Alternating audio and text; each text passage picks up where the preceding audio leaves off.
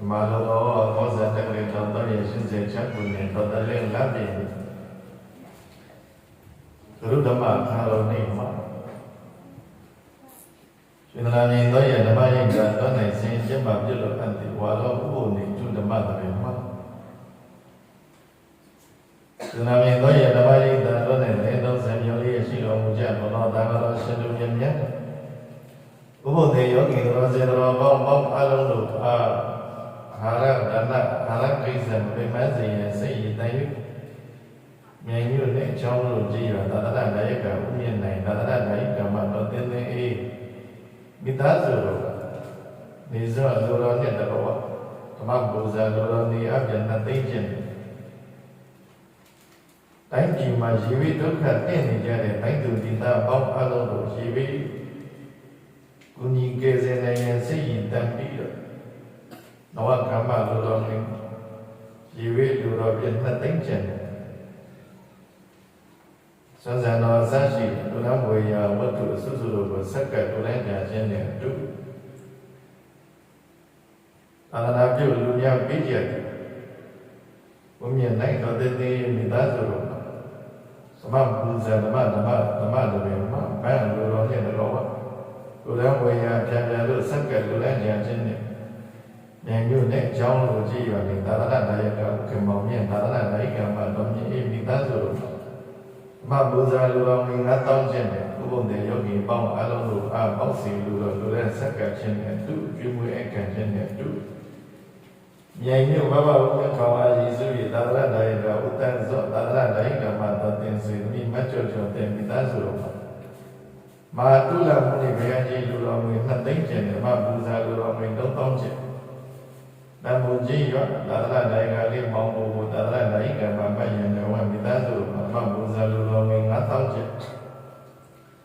Vậy như này cháu rồi gì là mình quay lên rồi ta đã thấy là gì cũng cho mình ai gì sử dụng.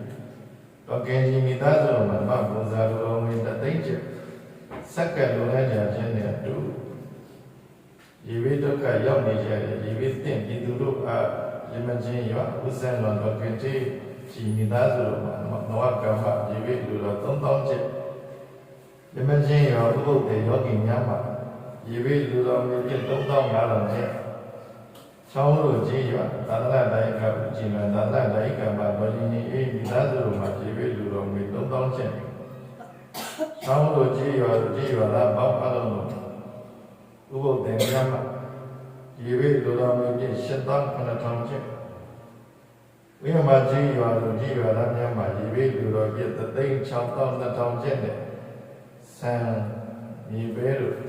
biết phụ đủ đang chờ trên này nhà như này và mua chỉ biết được rồi mình biết nói cả mà được rồi mình là tin còn là tâm trên này mi bé ngã sang là tin ông tôi chỉ và chỉ biết được rồi biết nói cả mà được rồi mình tâm trên được biết phụ đủ đang chờ trên rồi trong chữ có một đặc khu chết giờ và gì sẽ gì tan bị rồi. Các khen chân thế thì ra là mình biết còn tốt hơn dòng này để đánh kịp. Ta là làm như rồi mà biết tất cả lưu mình ra được. Tôi là ông nhà, tôi là lưu bị rồi, thế thì rồi chúng nhà bố. Và mà sinh thì sinh ra thì tôi sinh thì sinh ra thì và bởi sinh thế mà lấy số là tích bộ. Tôi là ông nhà như nên là khen mà tôi là mà khá là này mà chỉ số sắc cả họ chạy hết tích. Xích sinh chế mặt chăn tài địa đó xích sinh chế mặt chăn tài địa đó mặt địa địa xích sinh chế mặt chăn tài địa đó mặt địa địa gần đam gần đam địa đó ho chân chân đi mà đàn chân chân đi mi yam bay chân chân để đó mà đàn chân nó nhẹ nhàng nam mô tát đà ma ma ya sinh ô việt nham ya sinh ô zo ga lo ja ô zo nam mô tát đà ma do nam mô tát đà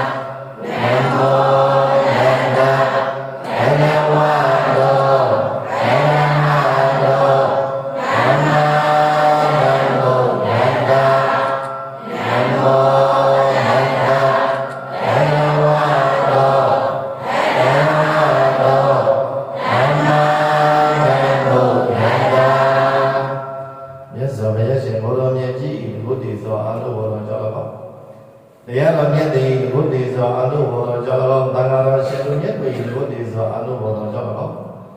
မိဘတို့၏စစ်မှန်သောမေတ္တာတတ်ကြောင့်လောဆရာတခင်ရှင်လူမြတ်တို့၏အေးမြတ်သောမေတ္တာရိပ်အာဝါဒတတ်ကြောင့်လောရှင်နဲ့တကောင်ဝဥပုဒ်တဲ့ယောဂီတော်ကောင်းပေါင်းအလုံးတို့ပြုတည်ကုသိုလ်ကောင်းမှုရှိတာမကမ၏ဤမံကံတော်သစ္စာတကားကြောင့်လောတိုင်းသူမိသားအလုံးဘာဝသုံးဘာသာပေါင်းအလုံးတို့ကြုံတွေ့နေရစေဖြစ်တဲ့ဒုဗိခန္တရကတတ္ထန္တရကယောဂခန္တရကဒီကုသောကတိသုံးပါးပြီးမှကျော်လွှတ်နိုင်ကြပါစေဘေးမျိုးမျိုးရန်တွေလည်းအနေအပေါင်းတွေမှကင်းစင်ဝေးကြပါစေကိုယ်စိတ်နှပါချမ်းသာချမ်းသာကြပါစေကျွန်တော်ဗုဒ္ဓဟောင်းမိတ်ခဲ့တဲ့တရားဓမ္မတွေနာယုမတ္တကျင့်ကြံကြိုးစားပွားများအထုကြ၍တရားတော်တရားမြတ်တွေပြည့်မြတ်စောစွာရရှိရောက်ကြပါစေလို့ရှိဥပ္ပဇပနာမမှာပစ္စာပြုမေတ္တာပို့ဆုတောင်းပါပါတယ်ပစ္စာပြုမေတ္တာပို့ဆုတောင်းပြီးတော့ဘုရားရဲ့ရှင်ဓမ္မတွေကိုစတင်ပြီးတော့ပြလင်ပါပြီဓမ္မတွေစတဲ့မလက်ပြီးလို့ဆရာကြီးရဲ့ဘုရားရဲ့နိုင်မှာစေနာရင်နဲ့မှာ23မိနစ်တိတိရှိတော့ပါဒါကြောင့်ဓမ္မတွေပွဲအားဖြင့်ရောက်ရှိလာကြသည့်ဘုရားကြီးအလီလီတော့နန္ဒရာဤမြေအောင်ပါအောင်ဆွေအောင်မျိုးအောင်နန္ဒရာဤဆွေမျိုးပေါင်းအားလုံးတတ္တရဣရိယာပုဒ်နဲ့ရေရှိထိုင်နိုင်တဲ့ဣရိယာပုဒ်ကိုရွေးချယ်ပြီးတော့စိတ်စင်ကြယ်မှချမ်းသာရတရားတော်နာယူခြင်းနိုင်ရပါပြီ။ဗတ်တရားရဲ့ဗျာစိတ်စင်ကြယ်မှချမ်းသာရတရားတော်ဗျာ။ဘာမှလူရည်လို့ဖြစ်လာလို့ရှိရင်တို့တော်တို့ရဲ့ဘဝမှာစိတ်ကတိတ်ရည်ကြီးအဲ့ဒီစိတ်ရည်ကြီးလို့မို့လို့မြတ်စွာဘုရားရှင်ဘောရမြတ်ကြီးကဒုံနိကသလုံသောယထာကာမနိပါတိနောစိတ်တတာဓမ္မထောတာတို့စိတ်တတသံဒုက္ခဝါဟံဒုံနိကသနေနေဘုယံပတံခေယံပါဝိထသောလောသောလျင်မြန်သောဖြစ်ခြင်းပြည့်ခြင်းလည်းရှိပါဝိထသောယထာကာမနိပါတိနောသူပြောမွေရာအာယုံကာမဂုဏ်တို့၌သာကြာရောက်ပြောမွေနေလေရှိသောစိတ်တတလောဘဒေါသဓမ္မာနတွေယံညူခွဲတဲ့အာဂါသတွေမနာလုံးဝသောဣတ္တမစ္စေရာစရတရားဆိုတွေကြောင့်ရိုင်းခြင်းတိုင်းရိုင်းလို့နေတဲ့စိတ်ကိုမြတ်ဗုဒ္ဓကဒီနေရာမှာရိုင်းခြင်းတိုင်းရိုင်းလို့နေတဲ့စိတ်ဆိုတဲ့ဒီစကားလုံးလေးဗုဒ္ဓရဲ့ပါဠိတော်တွေကိုနှပ်ပြီးတယ်သာဂရဆရာကဒီလိုလေးပြန်ထားစိတ်တတလောဘဒေါသမမာနရိယညူခွဲတဲ့အာဃာတတွေမနာလုံးဝသောဝိတ္တမစ္စေရာစရတရားဆိုတွေကြောင့်ရိုင်းခြင်းနဲ့ရိုင်းလို့နေတဲ့စိတ်ကိုဓမ္မထောတတိသဘာရိအတိဉာဏ်ပညာတွေနဲ့ဆုံးမထားမယ်ဆိုရင်သာတို့သိပြီးတော့ကောင်းတယ်တဏ္ဍတတိတဝရိတိဉာဏ်ပညာတွေနဲ့ဆုံးမထားလို့ယဉ်ကျေးသွားတဲ့စိတ်ဓာတ်စိတ်တွေဒုက္ခဝံယနေ့ကဘာလူသားတွေလိုချင်နေတဲ့ချမ်းသာဒုက္ခအစစ်အမှန်ကိုယူဆောင်ပြီးနိုင်ပါရဲ့လို့တဏ္ဍနလူတို့စရာမြတ်စွာဘုရားရှင်ကိုရောမြတ်ကြီးသည်အောက်ကထင်သည်ကောင်းစွာမသိမိန်ချတော်မူခဲ့ပါမည်တည်း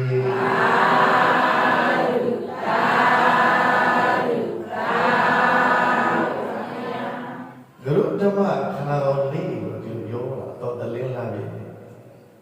ရုဓမ္မခန္ဓာတော်လေးဆိုတာမပြောတာလေ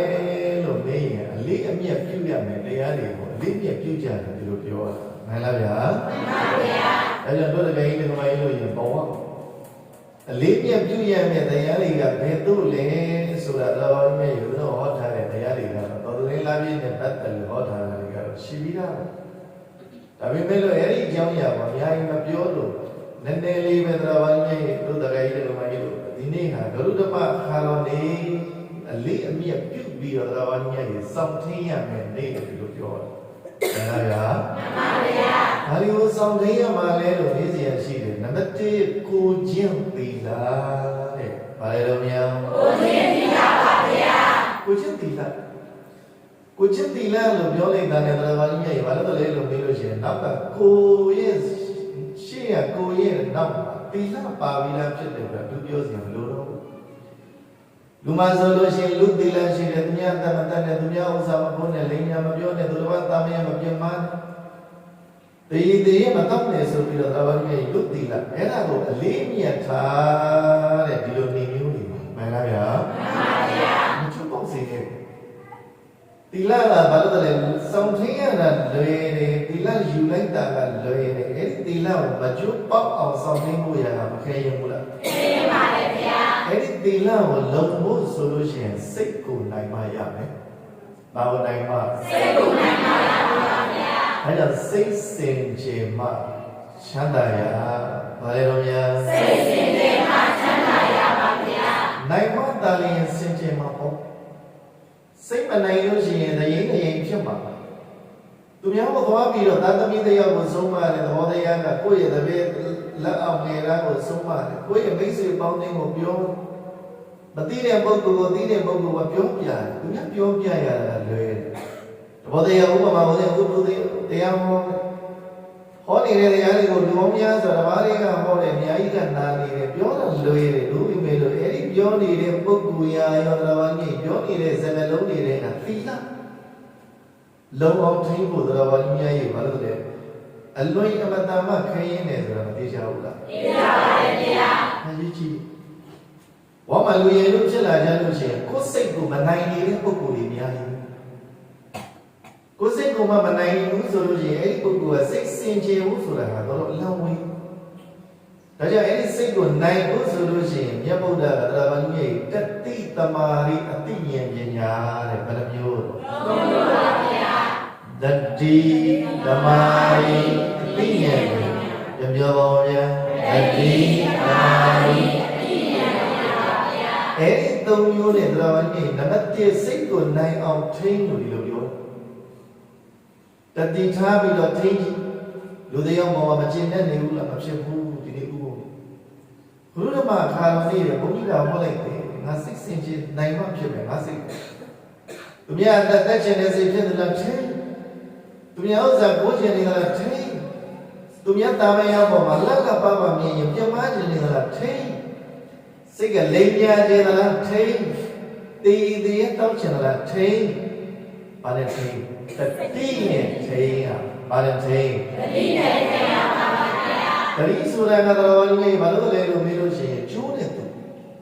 တတိဆိုတာဘာလဲတူကျိုးနဲ့တူပါဗျာအဲ့ဒီကျိုးကိုတော့ဘာလို့လဲလို့မေးလို့ရှိရင်နောက်ကဦးပြောတဲ့စကားလုံးကသုံးလုံးပြောတယ်တတိတမာရိအသိဉာဏ်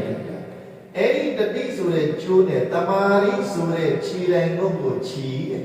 ဟောတတိကကျိုးတမာရိကခြေတိုင်းကိုဘာလဲတမာရိကခြေခမ်းတဲ့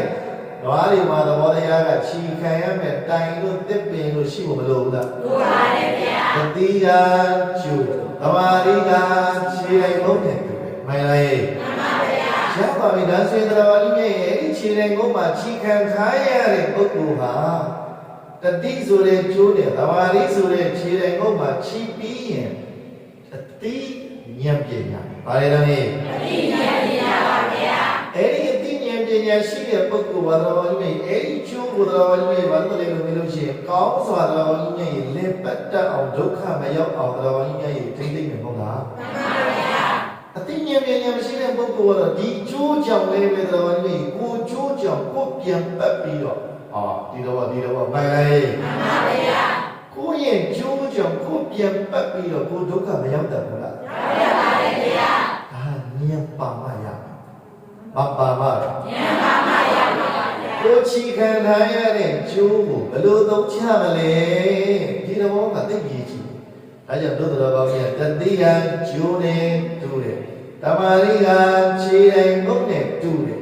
ပညာကတော့တော်ကြီးရဲ့ကိုကအသုံးချမှာဖြစ်တဲ့တော့ကိုဘယ်လိုသုံးချမလဲကိုရဲ့ဉာဏ်ပေါ်မှာပဲမူတည်တယ်ဆိုတာမသိကြဘူးလားသိကြပါတယ်ဗျာဒီလိုမှန်ကန်စွာသုံးချတတ်အောင်တင်ပေးနေတယ်ဗျာမှန်လားဗျာမှန်ပါဗျာဟောဒီနာစီရှိသေးတော့လည်းအဲ့ဒီစိတ်ကိုအဲ့ဒီသုံးကြောင်းနဲ့နိုင်အောင်ထိန်းနိုင်ပြီဆိုလို့ရှိရင်တော့အဲ့ဒီသုံးမျိုးနဲ့နိုင်အောင်ထိန်းလို့ငြိမ်လာပြီဆိုလို့ရှိရင်တော့စိတ်ကလေးကဆင်းရဲလာတယ်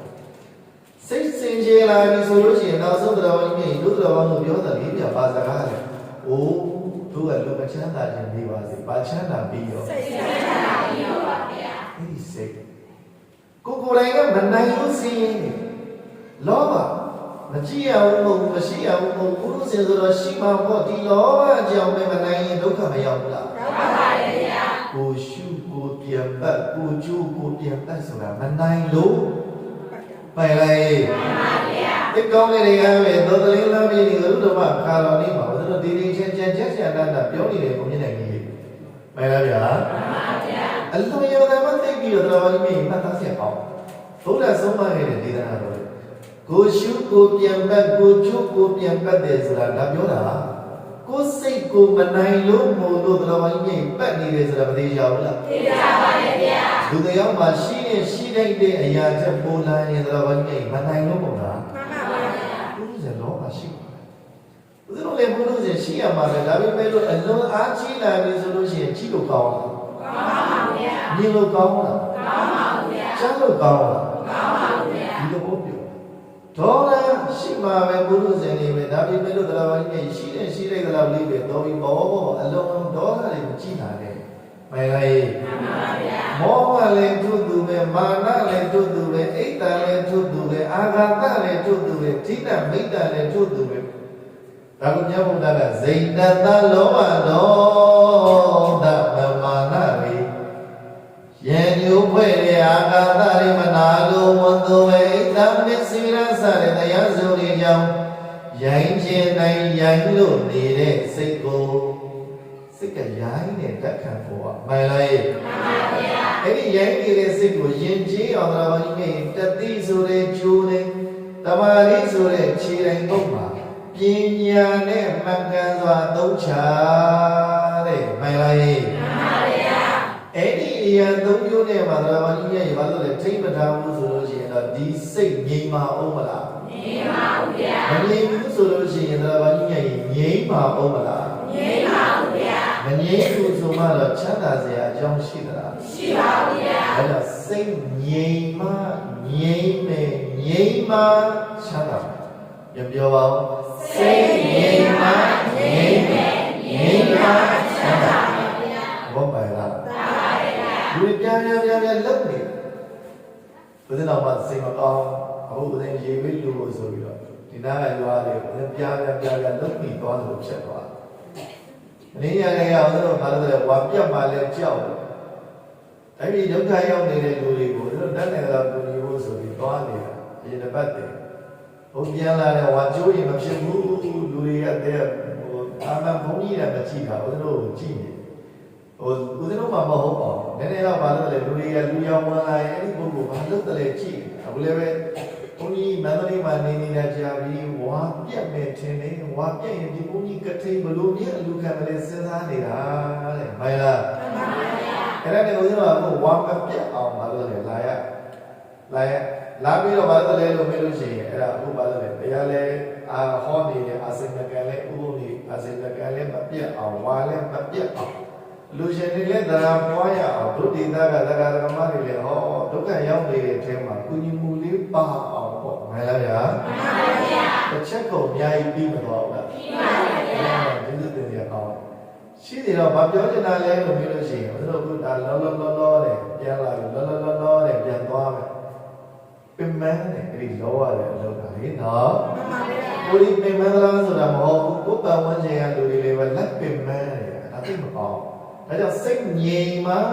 ငြိမ်မယ်မငြိမ်ရင်မငြိမ်ဘူးမငြိမ်ရင်လောင်နေတာနဲ့တူတူပဲမှန်လားဗျာမှန်ပါဗျာသူများကြောင်လားကိုယ်စိတ်ကြောင်ပါဗျာဒီတော့ပြောဒါလေးကိုနားလည်အောင်ပြောကြဖို့ဆိုလို့ရှိရင်စကားလုံးတွေအများကြီးသိကြတယ်တို့တော်တော်ကြီးရဲ့အချိန်တူသွန်းပြောနေတာဖြစ်တဲ့တော့တို့ကရှေ့လည်းပဲရောက်ချင်တာဖြစ်တဲ့စိတ်ချမ်းသာမှစိတ်စင်ကြယ်မှဘဝကငြိမ်းချမ်းမှုတွေရမယ်ဆိုတဲ့ဟာလေးကိုသိစေခြင်းလို့ဒီစိတ်ကအရေးကြီးတဲ့ပုံလေးကိုသိစေခြင်းလို့ဘုရားကဒီချမ်းချမ်းပြောတာဖြစ်နေတဲ့ဘယ်ကြောင့်ရလေးကိုတက်ပြီးတော့တော်မြေတော်တို့ရင်းနေရောက်အောင်ပြောချင်တာလည်းမင်းရရာဇဂျူမြို့ပတ်ဝန်းကျင်ဒေသတွေမှာ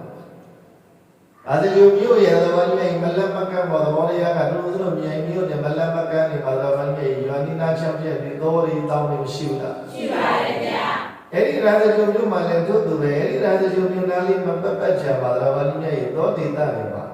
ကြော်ကောင်းတွေကိုထောင်ပြီးတော့ယုံနဲ့သမင်တို့တရေတို့ တားကောင်လေးကိုပန်းစည်းပြီးတက်ဖြတ်ပြီးတော့အသက်မွေးနေတဲ့မိသားစုတစုရှိတယ်တဲ့မှန်လားဗျာမှန်ပါဗျာအဲ့ဒီမိသားစုမှာအရွယ်ရောက်ပြီးတဲ့တရားပါဠိရဲ့သားရှိပဲ9ယောက်ရှိတာပါနေရောက်9ယောက်ပါဗျာဘုဇောလို့လုံနေလို့ပြီးတော့တရားပါဠိရဲ့ကြောဝင်းနေလိုက်ထောင်းပြီးတော့တမင်တို့တရေတို့ယုံတို့အစရှိတယ်အဲ့ဒီသားတရားပါဠိရဲ့ဘုဇောလုံတဲ့တမွေးကြောင့်ပြုတ်နေတဲ့တခိုင်းတဲ့ကမကြီးတို့မှာတတ်သမီးဒီနေရာမှာတားကြည့်ပြတရားပါဠိရဲ့တာပါနေရောက်9ယောက်ပါဗျာ9ယောက်အဲ့ဒီတာပါနေရောက်ကိုဇတိနဲ့သူတရားပါဠိရဲ့မိသားစုကတိုင်းတိုင်းဝိုင်းဝိုင်းနဲ့တရားပါဠိရဲ့ဘာလို့လဲလို့မေးလို့ရှိရင်မကောင်းမှုအကုသိုလ်တွေတမွေးဝမ်းကြောင့်ပြု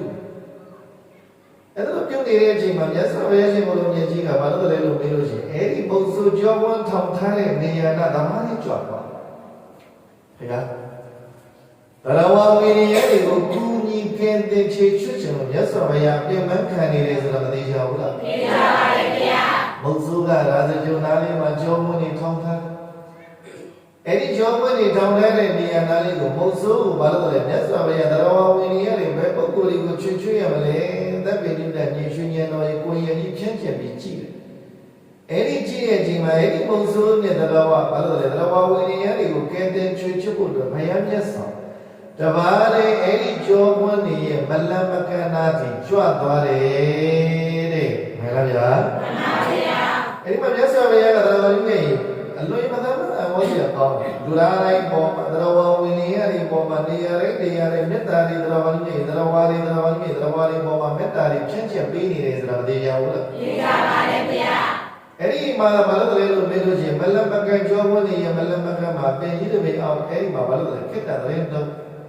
တရင်တော့နေတဲ့နေရာတွေမှာဘုရားလေးရောက်ပြီလေဆိုတော့တော်ကြီးတရားဝါဒီကကြောက်လက်သုံးလုံးချင်းမရှိတော့ဘူး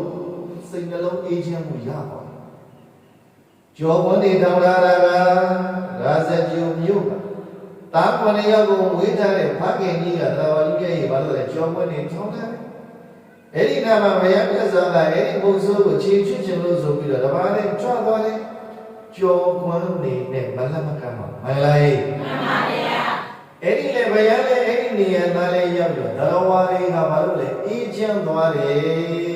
တဲ့မလိုက်မှန်ပါဗျာဘုဒ္ဓဘာသာတော်မှာတခါလေ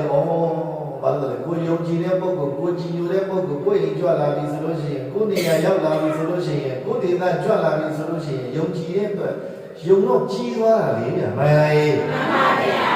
ဩရှင်မရကြွလာရင်တပည့်တော်ဘာမှမဖြစ်ဘူးဆိုတာယုံကြည်ပြီးတာဒါမျိုးလေးတွေတချို့ပြောတာတွေမရှိဘူးလားရှိပါတယ်ဗျာအခုလည်းကြည့်ယသဝယပြင်ပန်းပြန်ပြီးအဲ့ဒီပုံစုကျော်ကုန်းနေထောင်ထားတဲ့နေရာနာရောက်သွားတဲ့အချိန်မှာအဲ့ဒီနားမှာရှိနေတဲ့တရားဝါဝင်နေရတွေအကုန်လုံးအေးချမ်းမှုရပါရသွားတဲ့အချိန်မှာတရားဝါဝင်အေးချမ်းမှုရဲ့နောက်ကတရားဝါဝင်ဘာလို့လဲလို့ပြောလို့ရှိရင်ကြောက်လန့်မှုတွေမရှိတော့ဘူးမှန်လားဗျာမှန်ပါဗျာအေးချမ်းရဲ့ကြောက်လန့်မှုမရှိဘူးဘာလဲလဲအေးချမ်းရဲ့ကြောက်လန့်မှုမရှိပါဘူးဗျာဒါဆိုရင်မအေးချမ်းရဲ့ကြောက်လန့်မှုရှိတယ်ပေါ့ဘယ်လိုကြောက်လန့်လဲနေရတာဒါမှအေးချမ်းလို့မဟုတ်လားမှန်ပါဗျာဒီလိုပြောအဲ့ဒီမှာတရားဝါရီပေါ်မှာချီးမွမ်းတဲ့မေတ္တာဖြစ်တာရတဲ့အတွက်မြတ်စွာဘုရားရှင်ကိုယ်တော်မြတ်ကြီးတော်တဲ့မှာတရားဝါရီရဲ့ရောက်တဲ့အချိန်ကစပြီးဘယ်ပုဂ္ဂိုလ်ဘယ်တရားဝါမှဒုက္ခမရောက်တော့ဘူးတဲ့မှန်လားမှန်ပါဗျာအဲ့ဒီနေ့မှာဘုဆုထောင်ထားတဲ့ကြောကွန်းတွေကတမင်နေတရေနေတခြားတရားဝါရီတရားဝါကြီးဘယ်တကောင်မှမမိဘုဆုညတဲ့ကသူထောင်ထားတာသူကလည်းပဲသူယုံကြည်ကြီးချက်တဲ့သူကနေတိုင်းသူထောင်တာမြမိနေတဲ့ခါကျတော့အဲ့ဒီနေ့လည်းမိမယ်ချင်တာဘုဆုကညကထောင်ထားတယ်မလက်သွားတဲ့ခါကျတော့သူကြောကွန်းတရားဝါတကောင်ကောင်တော့မိနေမှာပဲဆိုရရည်ရွယ်ချက်နဲ့မနမိုးတော့အောင်ချင်းလင်းလာတဲ့ခါမှာတရားဝါကြီးဘုဆုကတားကောင်လေးကိုတရားဝါကြီးမိလောက်ပြီဆိုတဲ့အသေးနဲ့လေးများတွေလက်နဲ့ယူဆောင်ပြီးတော့လူထောင်ထားတဲ့ကြောကွန်းနေရာကိုတရားဝါကြီးပတ်ကြည့်တယ်ဟုတ်လားမှန်ပါဗျာကျော်ပွန်းပေါင်းတရားဝါကြီးဘလောက်တောင်များတယ်မေးရ900ဘလောက်တော့ဟဲ့900ပါဗျာဘုဆုထောင်ထားတဲ့ကျော်ပွန်းဘလောက်များ900ပါဗျာအဲ့ဒီလောက်များထောင်ထားတဲ့ကျော်ပွန်းပေါင်း900ထောင်ထားတာကမှတကောင်မှမမီဘူးတဲ့ကြည်စမ်းခိုင်းဆိုတော့ကောင်းကြီးဘာလို့လဲလို့ပြောလို့ရှိရင်တခုကျော်ပွန်းတခုမဟုတ်တခုတပွန်းမဟုတ်တပွန်းကတော့မိနေတာအဲ့ဒီနေ့မှာတော့ကောင်းကြီးကျော်ပွန်း900လုံးတပွန်းမှမမိဘဲတရားဝါမှမမိတဲ့ခါကျသူစမ်းနေ အဲ့ဒါကိုမုတ်ဆိုးကဉာဏ်ရှိတော့သူတတိထားပြီဒီရှိမှာဘာလို့တလဲလို့မလို့ရှိရင်မုတ်ဆိုးရဲ့ဒီတွေကဒီထူးဆန်းလိုက်တာဘာဖြစ်လို့လဲမသိဘူးကိုကြည့်ကြည့်လိုက်တဲ့ခါမှာသူနဲ့ဘလမကန်တစ်ပင်အောင်မှာဒါပါလေတိတ်ဆိတ်ငြိမ်သက်စွာထိုင်နေတဲ့မြတ်ဗုဒ္ဓကိုလှမ်းပြီးမြင်တော်မူတယ်တဲ့မိုင်လိုက်မှန်ပါဗျာဘယ်သူကိုလှမ်းမြင်တော့မြတ်ဗုဒ္ဓကိုလှမ်းမြင်တာပါဗျာအဲ့ဒီမှာဘာလို့လဲမြတ်ဗုဒ္ဓတစ်ပင်အောင်မှာဒါပါလေတိတ်ဆိတ်ငြိမ်သက်စွာထိုင်နေတဲ့မြတ်ဗုဒ္ဓကိုမြင်တဲ့အခါမှာသူဘာဖြစ်လာလဲဟာငါထောင်ထားတဲ့ဟဲ့ဒီဘာလို့လဲကြောကွန်းနေဒီတော့ကောင်နေမိကိုမိရမှာအဲ့ဒါကိုမိရမယ်ဟုတ်စားကိုမမိဒါမှမဟုတ်မိလိုက်ရတဲ့ဒီဟဲ့ဒီပုဂ္ဂိုလ်ဟဲ့ဒီယဟန်အမြဲလွတ်ပေးနေတာလားဒီနေ့တကောင်မှမမိတာကတေးရတယ်သူ့လက်ချက်ပြန်ဖြစ်နေသလားမိုင်လိုက်မှန်ပါဗျာဒီရပါပြီဒီပုဂ္ဂိုလ်ဟာငါရဲ့ဝမ်းရည်ကိုဖြတ်တဲ့ပုဂ္ဂိုလ်ပဲဒီပုဂ္ဂိုလ်ကငါရဲ့ယံသူပဲဒီပုဂ္ဂိုလ်ကငါရဲ့ဓမင်းတို့ကိုပုတ်ချတဲ့ပုဂ္ဂိုလ်ပဲဆိုပြီးမုတ်ဆိုးမြင်လာတဲ့ဘုရားကိုဘာလို့လဲယံသူလို့တတ်မှတ်တာမုတ်ဆိုးမြင်လာတဲ့ဘုရားကိုဘာလို့လဲယံသူလို့တတ်မှတ်တာဇဂလုံးကိုကျုပ်နှခါပြောနေတယ်နှခါပြောနေတယ်ဆိုတာရည်ရွယ်ချက်ရှိလို့ပေါ့မှန်လားဟဲ့မှန်ပါဗျာမုတ်ဆိုးဘုရားကိုမြင်လာတဲ့သဘောကြီးဘာလို့လဲလို့မေးလို့ရှိရင်ယံသူလို့တတ်မှတ်တယ်ငါသမင်းလို့ကိုဒီပုဂ္ဂိုလ်ပုတ်ချငါတောင်းတဲ့ကြောကိုနေဒီရှာဖို့မိမှာပဲငါလည်းအကြီးတော်ထောင်းတာဒီပုဂ္ဂိုလ်လွတ်ပေးတာပဲဖြစ်မယ်တဲ့မှန်လားမှန်ပါဗျာဒါကြောင့်လောကလူသားအကြောင်းရိုးစင်ရင်နိုင်ဆုံးမရှိကြဘူး။အော်ဒါကသူတော်စင်ပုဂ္ဂိုလ်တူဘာလားဆိုပြီးမစဉ်းစားနိုင်။ငါယံတို့လို့စိတ်ထဲမှာတတ်ပတ်ပြီးတော့တော်ကြီးဘာကြောင့်လဲဆိုလို့ရှိရင်ကြောပေါ်နေမှာတရားတကောင်မှမပြီးတဲ့အတွက်ကြောင့်စိတ်တူနေတဲ့အချိန်ဖြစ်လို့ဆိုတာမသိကြဘူးလား။သိကြပါရဲ့ဗျာ။အဲကြောင့်ဒေါသောအဋ္ဌနာဇာနာတိဒေါသောဓမ္မနပတ္တိသာဒေါရအချင်းရင်လူတွေရဲ့ဓမ္မအသမမမြင်ဘူးဒေါရအချင်းရင်လူတွေရဲ့အကြောင်းနဲ့အကျိုးကိုမသိတော့ဘူးတဲ့မှန်လားမှန်ပါဗျာမနေ့တော့ဘာလို့လဲမန္တလေးကနေပြီးတော့ပြန်လာမော်ရွာဘက်မှာဘာလို့မရောက်တာဘာလို့လဲငါသိကြော်လောက်ရှိပြီတရားဝဲတွေတောင်းနေတာမပြီးပြီအဲ့ဒါကိုတွတ်ပြန်ရင်ကျေးဇူးနဲ့မနေ့ကမော်ရွာဘက်တိုင်ပြီးတော့ကားလေးနဲ့တွားမော်ရွာမှာရောက်ဟိုလွန်ခဲ့တဲ့2008လောက်ကနေပြီးတော့စာမျက်နှာဘဝတွေကကျေးဇူးရှိဘုံစိုးတွေကစောင့်ကန်ခဲ့တာကိုရင်ဘဝအဲ့ဒီမှာအဲ့ဒီဒကာကြီးတွေကမကြီးတွေစီမှာဘာလို့ခဏလေးဘာလို့လဲလမ်းပေးဆိုတော့ဘောဝယ်တဲ့ကံဘာလို့လဲဒုက္ခရောက်နေတဲ့ကျမ်းကသူကဘာလို့လဲအရင်ချမ်းသာတဲ့ကလည်းဘုရားဘာလို့လဲလို့မေးလို့ချင်းဘာကြောင့်ကိုယ်ရရောက်နေရင်းနဲ့ချမ်းသာရဲ့နဲ့ဝင်ပြီးတော့ဘုရားကလမ်းမှာကြုံနေရတဲ့မရောက်တာလဲကြားတာအဲ့ဒီနားလေးရောက်တော့ကားလေးခဏကားဆရာခဏမိခိုင်းပြီးတော့ရက်ခိုင်းပြီးတော့နှုတ်ဆက်ရှင်မရတပည့်တို့အင်တာနက်ပေါ်မှာရှင်မရတွေ့ရကြပြီဒါတပည့်တို့ငယ်ငယ်တုန်းကစုံငယ်ကြွတဲ့ကိုတော်ပဲလို့ထင်နေတယ်ရှင်မရတပည့်တို့ကတော့ဒီလိုပဲဤတို့ဤနေပဲဤအကြောင်းကြောင့်ကုသိုလ်ကောင်းမှုလည်းနေတိုင်းလို့တပည့်တို့ဒီတိုင်းလုပ်နေတဲ့အာစိဏကံကြီးကိုတိုင်တင်ပြီးတော့သရဝဝိနည်းရဲ့လည်းမေတ္တာပို့မှန်လားဗျာမှန်ပါဗျာသရဝဝိနည်းရဲ့လည်းမေတ္တာပို့ပြီးတော့တတ်နိုင်သလောက်တော့ကုသိုလ်ကောင်းမှုတွေလုပ်တယ်အဲ့ဒီကုသိုလ်ကောင်းမှုလုပ်နေရင်ဘာမထိန်နိုင်တာလဲလို့မေးရင်ဒေါသဘာမထိန်နိုင်တာဒေါသပါဗျာဒေါသမထိန်နိုင်တာတဲ့ရှင်ဘုရားတရားတွေနာရအဲ့တော့ဒေါသမထိန်နိုင်နေတော့သူကဘာလို့လဲလို့မေးလို့ရှင်ဒေါသမထိန်နိုင်လို့ရှင်တခါကြီးအဲ့ဒီဒေါသရဲ့နောက်ဆက်သွဲတာတခါကြီးကြောက်စရာမကောင်းဘူးလားကောင်းတယ်တဲ့တပည့်တော့ဒေါသမထိန်နိုင်တာလေအခုတပည့်တော်ရဲ့သားဘာလို့လဲဒုက္ခရောက်သွားတယ်တဲ့ခြေထောက်တစ်ဖက်မတန်တော့သူသားကိုသူကိုယ်တိုင်ရိုက်တာပဲမိုင်လိုက်စိတ်ဆိုးစိတ်တူတဲ့တော်ကြီးနဲ့မစင်မကျင်နဲ့လှုပ်လိုက်တာအခုတပည့်တော်ဦးစိတ်ငငယ်တုန်းကကြွတယ်ဟိုမှာတပည့်တော်သားအဲ့လိုဖြစ်သွားတယ်အဲ့ဒါသူများကြောင့်ပုံဘူးတပည့်တော်ကြောင့်တဲ့အစရိချမ်းသာတော့အများကြီးဒါပေမဲ့လို့ဘာလို့လဲလို့မေးလို့ရှိရင်စင်ကြီးသုံးတရားကနေတဲ့ခါကျတော့တော်ကြီးဘာလို့လဲလို့မေးလို့ရှိရင်ဒေါသကိုမထိန်နိုင်တဲ့တော့ဘုသားကိုရိုက်နှက်တဲ့အခါမှာလက်လွန်ပြီးတော့ဘုသောကတာဖြစ်တဲ့ပုဂ္ဂိုလ်ကခြေတော်မှာတန်ဆန်းဖြစ်သွားမှန်လားဗျာမှန်ပါဗျာဘာလို့လဲလူတွေကတော်ကြီးကိုစမ်းစစ်ပြီးတော့ကြည့်ဖို့ကောင်းစ စိတ်တို့စိတ်ဆိုးလာပြီဆိုလို့ရှိရင်မလုံးတင်တာတွေလုံးမပြောနေတာတွေပြောတယ်မချင်နေတာတွေကျင့်တယ်မှန်လားဗျာမှန်ပါဗျာအဲ့ဒါရှင်ပြဘယ်ကကြွလာတာလဲပြီးတော့ဘာလို့လဲမန္တလေးကလာတာအဲ့လိုပဲပြန်မလို့ဒီဘက်မရောက်တာလဲကြားပြီရှင်ပြတပည့်တော်တရားဝဲပြင့်နေတရားဝဲပြင့်နေတယ်ရှင်ပြတရားဝဲလေးတပည့်တော်ပြီးပါတခါကြီးဘုံရကတရားဝဲမပြီးရဘူးတရားဝဲတွေကလည်းပဲရက်ကတခါကြီးစင်မပြေဘူးပေါ့ကျိုးချောင်းလေးပြောပြပြီးတော့သူတောင်းနေရတာဦးတို့ဇောင်းမလာစမ်းထဲမှာ73ရက်နေ့ကဦးတို့ကဘယ်မှာပေးတာလဲဘုပါပေးတာအဲဒီမရဘူးဆိုတော့ဘာပြောသလဲဆိုတော့သူကလိုချင်တာကိုရနေတဲ့ပုဂ္ဂိုလ်ဆိုတော့လိုချင်တာမရဘူးဆိုရင်ဒီလိုဒေါသထွက်ကုန်ကြပါလေမှန်လားဗျာမှန်ပါဗျာရှင်မရဒကာကြီးမရဘူးအဲ့ဒီရက်ကမင်းဘူးပေးထားတယ်ဆိုတော့သူဘာပြောသလဲဆိုတော့စကလုံးကသူဒေါသသူမနိုင်တော့ထွက်လာတဲ့စကလုံးရှင်ဘုရားတဲ့တပည့်တော်ငယ်တုန်းကဆွမ်းလောင်းခဲ့တာလေးတဲ့ဟုတ်တယ်လေလို့အဲ့ဒီဆွမ်းလောင်းခဲ့တဲ့ခြေဆုရှိတယ်ရှင်ဘုရားဟိုမင်းဘူးဆိုတာနောင်ပါတဲ့တပည့်တော်အရင်ငယ်တဲ့ကိုတော့နာမည်ကြီးမှအဲ့လိုမလုံးနဲ့တဲ့တပည့်တော်ရအောင်ပေးတယ်တပည့်တော်တတိတ်ခင်းမလို့ဟဲ့ကြီးရှိကလူကိုဖြတ်ပြီးနောက်ကလူပေးတယ်ဆိုတာတော့ဘာမှမချဘူးအရှင်ဘုရားတဲ့အဲ့ဒီမှာသူက30နှစ်ဘာတက်လာတယ်ဆိုတော့ဒီမတက်လေအဲ့ဒါကြုံသွားတခါလေအဲ့ဒီဒေါ်လာကတိတ်60ပေါင်သူကဘာတက်လာရှင်ဘုရားအဲ့ဒီမြင်မှုကြွရရောတော့ရမှာမလို့လေတဲ့စကလုံးကလူကလောဘကိုကိုလိုချင်တာမရဘူးကိုချစ်ချင်တာမဖြစ်ရဘူးဆိုရင်နောက်ကတက်တွဲပါလာတဲ့ဒေါ်လာက60ပေါင်ပေါင်ပါတယ်ဗျာဆင်းရဲသုံးရမေ့အဲ့ဒါနဲ့မေဘူးကဘယ်လိုရမှာမလို့လဲတပည့်တော်ရှင်မယားနဲ့ငငယ်လေးကမသိတာကိုတော့စီးလာတဲ့ကာယသူများကာစီးလာတယ်သူမသိဘူးနော်အဲ့တော့ရှင်မယားတပည့်တော်များများလူနေတဲ့အဲ့ဒါနဲ့ဘုရားဒကာကြီးကျုပ်ကရုပ်ရှင်မင်းသားလည်းမဟုတ်ဘူးပတ်စံခါချင်းဝင်ပြီးငှားရတဲ့ပုဂ္ဂိုလ်လည်းမဟုတ်ဘူးတကယ်မရလို့မင်းဘူးဆိုတာကဟိုးနှစ်ကလေးကဂျိုပင့်ထားတာဒကာကြီးအဲ့လိုပဲဆိုတော့သူကစိတ်ဆိုးပြီးဘလောက်ပေးရင်ဘလောက်လူရင်ကြွလဲကိုတော်လဲရှိတယ်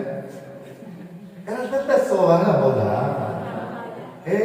လိုမျိုးအဲ့ဒါလောလောလတ်လတ်ဟိုနေ့ကအဲ့ဒါပုံရောကတာချမ်းသာသွားပြီကွန်းဆိုင်ကနေပြီးဦးတို့ငငယ်တော့အဲ့ဒါမချမ်းသာအဲ့ဒါကြောင့်သူကအခုကပုံရောကနေပတ်လာအခုဒီမနက်တခါတက်ပြီးတော့ဒီပါလေဒေါ်လာတက်เสียဖြစ်သေးတယ်ဖြားပေါ်မှာတရားဝဲလမ်းပြန်ဦးတို့ဒဇာမုန်းလာ14ရက်နဲ့အောက်ပြည်တဲ့အပေါ်ကြီးကုလို့မလွယ်ဘူးလေနော်ဘယ်လိုလဲဆိုတော့မရဘူးတကယ်ရိုးရိုးသားသားလေးဝန်ခံတယ်အဲ့ဒါကြာဘုန်းကြီးတော်ကပွဲစားပါတယ်ဘုန်းကြီးကလည်းပွဲစားပါတယ်အဲ့ဒါရှင်မရရှင်မြင်းကိုရအောင်ပြင်ပေးမယ်ဆိုပြီးတော့လုံးတော့မရတာရှင်မရမရဘူးပြီးတော့မကြွနိုင်ဘူးဆိုတော့အဲ့ဒါဘာလို့လဲသူကလည်းငွေကြီးတွေပြောမနေ့ကဘောပကလည်းသူကငွေကြီးတွေပြောတယ်ရှင်မရလူရှင်က350လောက်ပါတီမှာအမျိုးတွေဆွေတွေတောက်တင်းတင်းနဲ့ဝိုင်းလို့ရင်300ကျော်လောက်ဖြစ်မှာပေါ့ဒါလည်းပြိတ္တတွေရှင်မရလာများလို့ရှင်300နီးပါးလောက်ရမှာပေါ့ကိုတော်တဲ့ခေအဲ့ဒါဘာလို့မှာတော့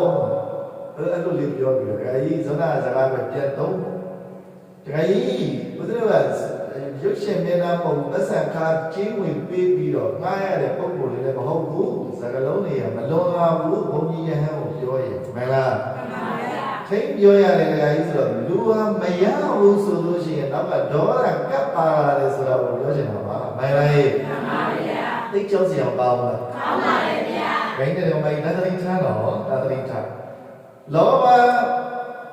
များလာပြီဆိုရင်နောက်ကဒေါသကပ်ပါလာတယ်လောဘကလောကြီးဘာလို့လဲလူတွေကိုဘာလို့လဲလို့ပြောလို့ရှိရင်ဒုက္ခတော်ပြီးလူတွေကိုဒုက္ခတော်ပြီးလာဟိုရေဘေးဖြစ်နေတဲ့နေရာတွေကြည့်ကြည့်အဲ့ဒီဘက်တွေကတော့ဘာလို့လဲဘာလို့လဲတဏှာတွေများတယ်သူတို့ဒေသတွေဒုက္ခရောက်နေတဲ့အချိန်မှာရောက်မှာပေါ့သူတို့ကဒုလုံးမှလူလင်မကြတာဘို့တဲ့သူတို့ဒီလိုစကားပြောတာရှိမှန်လားဗျာမှန်ပါဗျာဒုလုံးမှလူမပေါင်းတတ်တာဟိုတဲ့သူတို့ဒေသကအဲ့ဒေသကလူတွေကပြောတယ်တော်ဝိနည်းရတယ်ဒုက္ခရောက်လာတဲ့အကြောင်းရင်းဟာလောဘအားကြီးလာရင်တော်ကြီးရဲ့ဒုက္ခတော်နီးသွားပြီမှန်လားဗျာမှန်ပါဗျာဘာမှရှိသေးလားအစတဲ့ပြောနေတယ်ဆိုတဲ့စကားလုံးတွေကဘာလဲလို့မေးဒေါရရဲ့စံကျင်ဘက်ကမေတ္တာဒေါရရဲ့စံကျင်ဘက်ကမေတ္တာပါဗျာမေတ္တာများများထားရမယ်တဲ့မှန်လားမှန်ပါဗျာဘု လောကမှာအများဆုံးမေတ္တာကိုပေးနိုင်တဲ့ရာဟုလာနဲ့ဒီဝရတ်ကိုဓာတ်တူထမ်းပြီးမေတ္တာပေးနိုင်တယ်ဆိုတာအဲ့ဒါဘုရားပဲပေါ့လားမှန်ပါဗျာစဉ်းစားကြည့်ရာဟုလာနဲ့ဒီဝရတ်ကိုဘုရားကဘာဖြစ်လို့ဓာတ်တူမေတ္တာထားနိုင်တာလဲလို့မေးရင်သူ့မှာရာဟုလာပေါ်မှာချစ်တဲ့စိတ်ရှိသလားရှိပါဗျာရှိဘူးဒီဝရတ်ပေါ်မှာလည်းဘုရားကမုန်းတဲ့စိတ်ရှိသလားရှိပါဗျာချစ်ချင်းမုန်းရင်ဒီတစ်ခုကလွတ်နေရင်မေတ္တာထားနိုင်တယ်မှန်လားဟဲ့မှန်ပါဗျာရှင်လုံးအားကြီးရင်လည်းပဲလောဘတွေပါလာတယ်ဟုတ်လားမှန်ပါဗျာမုန်းလုံးအားကြီးရင်လည်းဒေါသတွေပါလာတယ်ဟုတ်လားမှန်ပါဗျာဆွရောက်တယ်ဆိုတာအဲ့ဒါပြောတိုင်းပြည်မှာလည်းဆွရောက်နေတယ်ဆိုတာအဲ့ဒါတွေလောဘအားကြီးရင်ဆွရောက်မယ်ဒေါသအားကြီးရင်ဆွရောက်မယ်စင်ကြယ်သုံးတရားတွေနဲ့မယ်ခုချိမုတ်ဆိုးဖယားထိုင်းနေတယ်မေတ္တာပေးနေတယ်အဲ့တော့မေတ္တာပေးနေတော့ဘုရားရှိနေတယ်သူတော်ကောင်းရှိနေတဲ့ရကအေးခြင်းတဲ့ခါကျတော့ဘာလို့လဲသူချိုးကွန်းတွေကိုဒီပုဂ္ဂိုလ်ကြောင့်ဒီသရဝဝိနည်းတွေမမိတာနေမှာတဲ့ယုံနေတမင်းနေတရေတွေဒီချိုးကွန်းတွေကိုမိတော်မှာဒီပုဂ္ဂိုလ်ပဲဖြုတ်ပေးတာနေမှာဒီပုဂ္ဂိုလ်ငါယံလူပဲတဲ့မှန်လားမှန်ပါဗျာကိုယ်လူဆန္ဒမပြည့်တာနဲ့ယံလူလူတတ်မှတ်တာဟာဘာမှကြတာကြပါဘူးဗျာဟောစဉ်းစားတော့မကြောက်ပါအဲ့ဒါကိုကောင်းကောင်းစဉ်းစားတော့မကြပါမှန်လားမှန်ပါဗျာအဲ့မှာဘုဆိုးကြီးကမြတ်စွာဘုရားဘက်ကိုတဲ့ချိန်ပြီးတော့တော်ကြီးဘာလို့မလဲလို့မေးလို့ရှိရင်ဒေါသထွက်တော့မနိုင်တဲ့အဲ့ဒီဒေါသကိုမထိနိုင်တဲ့ကတတိနဲ့မထိနိုင်တဲ့ကတော့နောက်ဆုံးဘာလို့လဲလေးပြားချိန်ပြီးတော့ဘုရားကိုလေးပြားနဲ့ချိန်ငါသားငါရတဲ့သားကောင်တွေငါထောင်ထားတဲ့ကြောမှုတွေမမိတာဒီပုဂ္ဂိုလ်ကြောင့်တွေးကြလေးလာပေါ့ပါဆိုပါလာတဲ့လေးပြားနဲ့ဘုရားဘက်တဲ့ချိန်ပြီးတော့လေးပြားနဲ့ပြစ်တယ်တဲ့ဘုရားကိုပိုင်လိုက်ရဲ့မှန်ပါဗျာသဘောပိုင်လိုက်ရဲ့မှန်ပါဗျာတို့မိမယ်လို့ဘာလို့လဲလေးပြားကပြစ်လို့မရ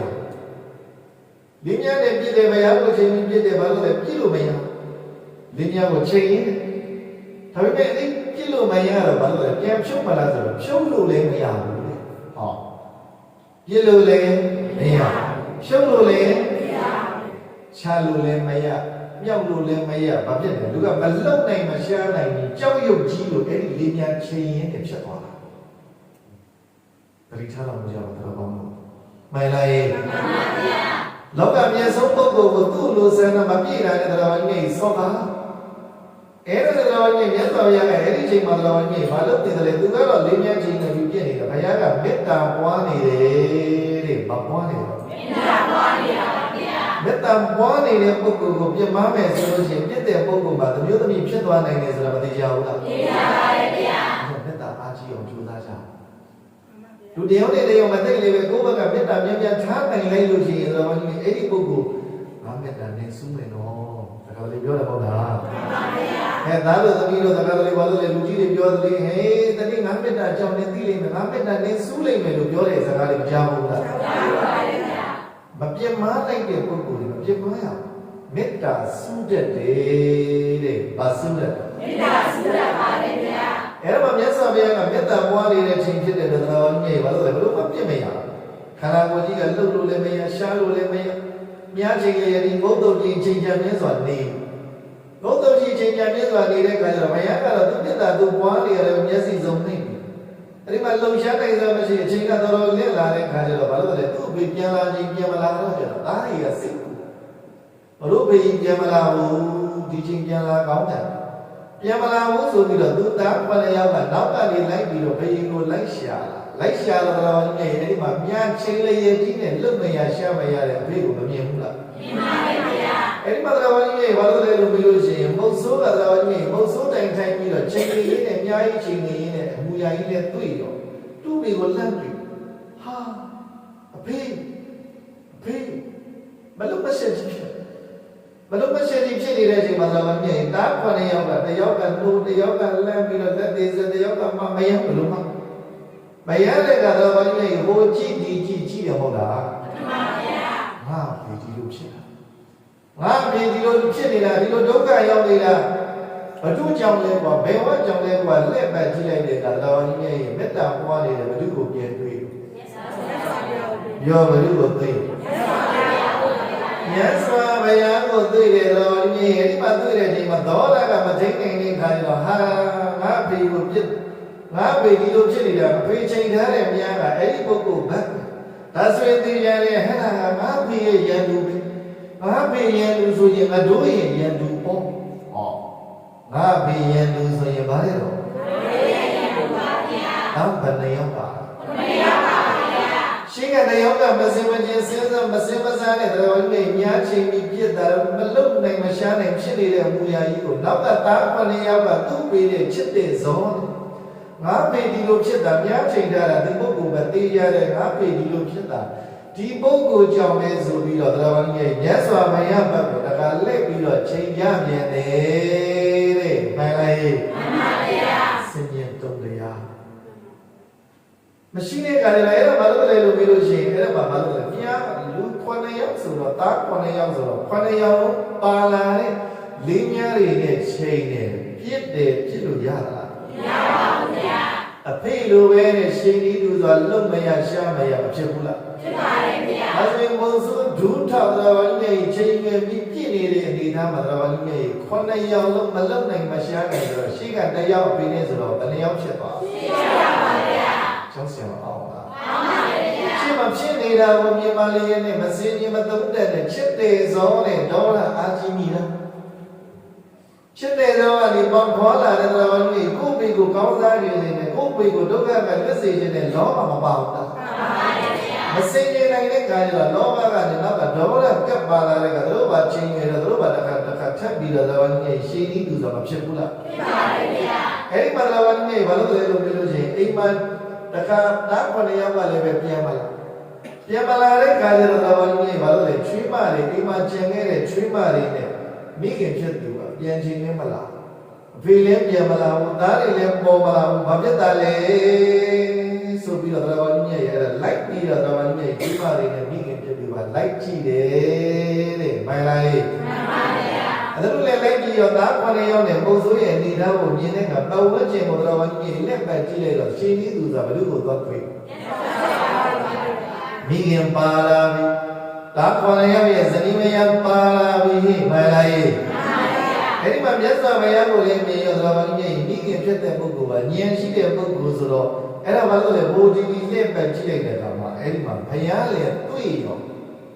မိခင်ဖြစ်တဲ့ပုဂ္ဂိုလ်ကတခွန်းထအော်ရင်မင်းတို့တဲ့ဘာဖြစ်လို့ငါအဖေကိုပြမချတာလဲဘာဖြစ်လို့ငါအဖေကိုပြမချတာလဲငါအဖေကိုမပြမနဲ့ဆိုတဲ့အတန်လေးပဲတော်ကြီးကြားလိုက်တော့မှန်လားမှန်ပါဗျာအဲ့ဒီအတန်ကိုမိခင်ဖြစ်တဲ့ပုဂ္ဂိုလ်ကထပြောရှေးမှာမုံစိုးကြီးတရားဒါက9ယောက်10ယောက်ဇနီးမယားနဲ့နောက်ကမိခင်ဖြစ်တဲ့ပုဂ္ဂိုလ်10ယောက်ကထပ်မလားလိုက်မလားဟုတ်လားလိုက်ပါပါဗျာရှေ့မှာ10ယောက်ကဉာဏ်မရှိဘူးပြမနေတယ်နောက်ကရွှေမာတွေလိုက်လာတယ်စင်ញံသုံးသက်ဆိုင်လည်းမရှိဘူးပြမလို့လည်းစိတ်တော့မရှိဘူးလက်ပတ်ကြည့်တယ်မိခင်ဖြစ်တဲ့ပုဂ္ဂိုလ်ကဘုရားကိုအရင်မြင်တယ်ဩငါရဲ့အဖေကိုမင်းတို့ဘာကြောင့်ပြမကြတာလဲတဲ့မှန်လားမှန်ပါဗျာအဲ့ဒီမှာပြမကြတာလဲဆိုရင်မိခင်ရဲ့စကားကိုလည်းကြားရောတာ9ယောက်ရဲ့နာစကားလည်းကြားရောဒူအမျိုးပါလားဘာလဲတော့ဒူအမျိုးပါလားမဒူအမျိုးပါလားဆိုရင်နေဖြစ်တဲ့ပုဂ္ဂိုလ်ကငါအဖေလိုပြောလိုက်တာနဲ့ဒါဆိုရင်သိကြတယ်သူတို့နဲ့ဘာတော့ပြီအမျိုးပါလားဆိုတော့အဖြစ်ပါဒေါ်လာရော့သွားတယ်ဟုတ်လားမှန်ပါဗျာမင်းဒီလိုပြောတယ်သိလားအမျိုးပါလားဆိုတော့ဒေါ်လာကဘာဖြစ်သွားရော့သွားတဲ့အချိန်မှာတုံနေတဲ့အဲ့ဒီသေနေတဲ့အံသေနေတဲ့လေးတွေများတွေလက်တွေကအဲ့ဒီကကြမှာလွတ်ကြဒေါ်လာမှန်လားမှန်ပါဗျာတို့မျိုးပါလားဆိုတဲ့ကကြမှာဘာလို့လဲလွတ်ကြတာဒေါ်လာအာကြည့်တာကနေအားပြော့မတော်ဘူးလားအားပြောတာကနေအားရော့သွားတဲ့အခါမှာမေတ္တာတက်လေးကဒိုမျိုးပါလားဆိုတာလေးကတော့နေဆွေရိတ်မျိုးရိတ်ဆိုတာဒါပြောတာပေါ့မှန်လားမှန်ပါဗျာဒီသားစီပေါ့ဒိုမျိုးပါလားဆိုတာလေးတော့နေခုလေဒီဒုက္ခရောက်နေတဲ့ဓမ္မဝိနည်းတွေကိုတို့ဘယ်လိုလေးသိပြီးဒိုမျိုးပါလားဒီလိုလေးသိလိုက်ရင်အေးကြောက်ကြပါစေတော့ဒီလိုခံတဲ့ပေါ့မလေးမှန်လားမလေးတို့ကလက်နဲ့ပေးနေတဲ့ဒင်းတို့ ဘယ်လိုမှတဲ့ခုရေမေးသိမိမို့လားကောလုံးနေလို့ရောက်ပါမလားနည်းနည်းတော့ဒီဒူမျိုးပါလားလူလေးတွေ့လိုက်နိုင်လားမအေးနိုင်ဘူးလားအေးပါပါမင်းတင်တဲ့ပုဂ္ဂိုလ်ကညံ့ရှိတော့တော်တော်ကြီးမြတ်ကြီးငါအဖေကိုမင်းတို့မပြတ်မရနဲ့ငါအဖေပြတ်မရင်မင်းတို့ဒုက္ခရောက်မှာပေါ့ဆိုတော့ဒူမျိုးပါလားဆိုပြီးဒါပဏိယဒီလိုတွေးလိုက်တာတော်တော်ကြီးမြတ်ကြီးလက်ထင်းကလင်းများတွေအသေးလေးတွေအကုန်လုံးမကြောက်လားကြောက်ပါပါအေးဒါကြောင့်တော့အားကြီးလာပြီဆိုရင်သိကြောက်စီတာပေါ့မြတ်စွာဘုရားကိုပြမဖို့တော်တော်ကြီးကြိုးစားနေတဲ့အချိန်မှာကိုမထိန်နိုင်ကြဘူးနောက်ကလိုက်တာလည်းမျိုးသမီးတွေကလည်းတော်တော်ကြီးဘာလို့လဲအမေဖြစ်တဲ့ပုဂ္ဂိုလ်တော့ဉာဏ်မရှိဘူးဒါကြောင့်ဉာဏ်ရှိတဲ့ပုဂ္ဂိုလ်ကအိမ်တော်စုတိုင်းမှာပါမှုမလို့ဘူးလားလို့ပါတယ်ဗျာလို့လေအဲ့ဒါလည်းတော်တော်ကြီးအမျိုးပါလားဆိုတဲ့စိတ်ကမေတ္တာတက်လေးပါလာတဲ့သူတို့ရဲ့စိတ်တွေသူပြန်ပျော်ပြောင်းသွားတယ်တဲ့အဲ့လိုပျော်ပြောင်းသွားတဲ့ခါကျမှလှုပ်ချက်လုပ်ရအဲ့ဒီမှာလေးမြဲတွေကတော့ချပြီးမြတ်စွာဘုရားဘုရားကြီးရဲ့အဲ့ဒီကကြမှာမိခင်ဖြစ်တဲ့ပုဂ္ဂိုလ်ကရှင်းပြတာမြတ်စွာဘုရားမေတ္တာတက်လွန်ကြီးပါတယ်ဒါဟာလောကအမြတ်ဆုံးမရငါကိုယ်ွယ်ဘုရားပဲအမိဖြစ်တဲ့ပုဂ္ဂိုလ်ပြောပြအဲ့ဒီကကြမှာဘုံဆိုးတဲ့သားတွေဥချတယ်တဲ့မှန်လားမှန်ပါဗျာဥချတဲ့ကဘုရားကြီးဘာလို့လဲဥချရင်လားဆိုတော့ဘုရားကြီးမဟုတ်သေးမြတ်စွာဘုရားရှိခိုးလို့မြတ်ကြီးကပြုံးချွန်သာတရားဓမ္မဟောဒုံနေကတလုံတော်ယထကာမမိပါတိတော်စိတ်တတာဓမ္မတောတာလို့စိတ်တဏ္ဍဒုက္ခဝံအဲ့ဒီဟာလေစိတ်ကိုနိုင်အောင်ထိကြကိုယ်စိတ်ကိုနိုင်အောင်ထိမှသာရင်အလွန်မတမအေးချမ်းတယ်ဆိုတဲ့ဟာလေးပေါ့မှန်လားမှန်ပါဗျာအဲ့ဒီမှာတော်ကြီးရဲ့ဘာလို့လဲမြတ်စွာဘုရားဗုဒ္ဓကအဲ့ဒီမှာဒေသနာတော်လည်းဟောလိုက်ရအဲ့ဒီနားလေးမှာပဲပြုံးချွတ်တာတရားဓမ္မဟောတဲ့အခါမှာအဲ့ဒီနားလေးမှာပဲတောတာပန်တည်တယ်တဲ့ဗတ္တိရောတောတာပန်တည်ပါတယ်ဗျာတောတာပန်တည်ရောတောတာပန်တည်ပါတယ်ဗျာတော်တယ်မှာလင်းများတွေချိန်ရွယ်နေရင်းကနေရှင်းမှာမှားခဲ့အမားဘုရားကြီးထောက်ပြတဲ့မိခင်ရောက်လာပြီးအမှန်ရှင်းပြအဲ့ဒီမှာဘုရားကလမ်းပြတဲ့အခါမှာဘုရားကြီးတရားရပြီးတော့တောတာပန်မသိဘူးလားသိပါတယ်ဗျာအဲ့ဒီမှာရှင်အနန္ဒာကမြတ်စွာဘုရားကိုရှောက်မြတ်စွာဘုရားရှင်ကိုယ်တော်မြတ်ကြီးကိုရှောက်တဲ့စကားလုံးလေးကအဲ့ဒီတောတာပန်ပြီးတော့ဘုရားမြတ်စွာဘုရားကြီးဘာလို့လဲလို့မေးလို့ရှိရင်တော်တဲ့ကိုသမားလေးကြွားမဟုတ်လားမှန်ပါဗျာကြွားပြီးတော့အဲ့ဒီဘုံဆိုးမိသားစုတွေကိုကဲတင်ချွေချွတ်လိုက်တယ်ပြန်လာတော့ဘုရားမြတ်စွာလည်းပြန်လာရောဘုရားမြတ်စွာကရှင်အာနန္ဒာကမေးတယ်ဘုံတော်နေဝထွန်းလင်းတော့ပါတော်မူတော်မြတ်စွာဘုရားရှင်ကိုယ်တော်မြတ်ကြီးရဲ့ဒီနေ့တော်လေဒေသစာရီဘယ်ကိုလဲပြီးတော့ကြွတော်မူတာပါလဲဘုရားအဲ့ဒီမှာမြတ်စွာဘုရားရှင်ကိုယ်တော်မြတ်ကြီးကိုရှင်အာနန္ဒာကအဲ့လိုလည်းမေးလိုက်ရောရှင်အာနန္ဒာကိုတောပုတ်ထိန်ကနေပြီးတော့အဖြစ်ပြက်တွေကိုမြတ်စွာဘုရားကပြန်ပြောအဲ့လိုပဲဘုံဆိုတာပါ9ယောက်နဲ့အဲ့လိုပဲဆိုရင်အကြောင်းအရာကိုဘုရားမြတ်စွာပြန်ပြောတယ်အဲ့ဒီမှာရှင်ဘုရားနဲ့အဲ့ဒီအမျိုးသမီးကဘာဖြစ်လို့ငါ့ဘေကိုမလုံးကြပါနဲ့လို့အော်ဟစ်တာလေတဲ့ရှင်အာနန္ဒာကမေးတယ်မှန်လားမှန်ပါဗျာမိတဲ့ကမြတ်စွာဘုရားကဒီမျိုးသမီးကရာဇဂုမျိုးကတထေသမီးဖြစ်တဲ့အကြောင်းပေါ့တထေသမီးဖြစ်လျက်နဲ့မုံဆိုးတဲ့အကြောင်းပါပေါ်မှာတန်တရာကြီးကအမတန်မှကြောက်စရာကောင်းပုံကိုရှင်းပြဘုရားမြတ်စွာအသိဆိုတာပျောက်ကွယ်နေပြီမယ်လို့သူကြီးကစကားပြောတယ်ဆိုသလိုပဲတဲ့မှန်လားမှန်ပါဗျာဒီမျိုးသမီးလေးကရာဇဂုမျိုးကတထေသမီးအဲ့ဒီငါအဖေလို့ပြောတဲ့ဓမ္မကြီးကတော်တော်ကြီးရဲ့ရာဇဂုမျိုးကဗါတယ်နော်တထေသမီးပါဗျာမိဘတွေကတော်တော်ကြီးရဲ့အလွန်ချမ်းသာအလောက်တရားချမ်းသာတယ်ဘုံ80ဘောကြည့်အောင်တော်တော်ကြီးရဲ့ဘာလို့လဲတင်ထားခံရတဲ့အမျိုးသမီးဒါဆိုရင်အဲ့ဒီမျိုးသမီးကဘာဖြစ်လို့မုံဆိုးနေရတာလဲမေးစရာရှိတယ်ကံတရားတွေတော်တော်ကြီးကြောက်စရာမကောင်းဘူးလားကောင်းပါလေဗျာအဲ့ဒီမှာဘုံ80ဘောမှာတင်ထားခံရတဲ့ကတိသမီးလေးကတော်တော်ကြီးရဲ့ဇယန္တာကနေဟိုလက်ပတ်ကြည့်ရတဲ့မုံဆိုးကသားရွဲတွေအသားငါးသွဲတွေကိုဈေးထဲကိုတွားရောင်းတာအဲ့ဒီရောင်းနေတဲ့မုံဆိုးကိုမြင်ပြီးအဲ့ဒီမျိုးသမီးလေးကဘုံ80ပေါ်မှာမျိုးသမီးလေးကမုံဆိုးကိုမြင်ချင်းတိုင်ရောစဉ်တက်တယ်တဲ့ကြည်စမ်းဘဝရည်တော်ကြီးအလွယ်မတမ်းမတော်ကြီးစိတ်ဝင်စားစရာမကောင်းဘူးလားမှန်ပါတယ်ဗျာအဲ့ဒါရာဇဂုမျိုးပေါ်မှာဘုံ80ပေါ်တင်ထားတဲ့အမျိုးသမီးလေးကမုံဆိုးကိုမြင်ချင်းတိုင်ရောစဉ်တက်ပြီးတော့မိမလေးပြောပြတယ်မိလေးကလက်မခံတော့အဲ့ဒီမျိုးသမီးကဘုံ80ကနေဆင်းလာပြီးတော့ဘယ်လိုနောက်လိုက်လဲဘုံဆိုးနောက်လိုက်သွားတယ်ဘယ်လိုနောက်လိုက်ဘုံဆိုးနောက်လိုက်သွားတာဗျာမှန်လားမှန်ပါဗျာတ တိသမီးလေးကရာဇညိုမျိုးတွေကဘုရားကိုကိုးကွယ်တဲ့မျိုးတွေကဖြစ်တယ်ငယ်စဉ်တွေကဘုရားတရားတွေနာရဲတဲ့တော်ကြီးငယ်ငယ်လေးတွေကတောတမတီးတာဟောအမျိုးသမီးကငယ်ငယ်လေးကဘာတီးတာတောတမတီးတာပါဗျာဒါကြောင့်ဘုရားမြတ်စွာကိုမြင်မြင်ချင်းသူ့အဖေကိုဘာကြောင့်လုံတာလဲဆိုတဲ့စကားလုံးကိုသုံးတာလေမှန်လားရဲ့မှန်ပါဗျာအစဉ်တော်ကြီးရဲ့အလွန်မတန်မှဇတ်တော်ကိုရိပ်မိပြီ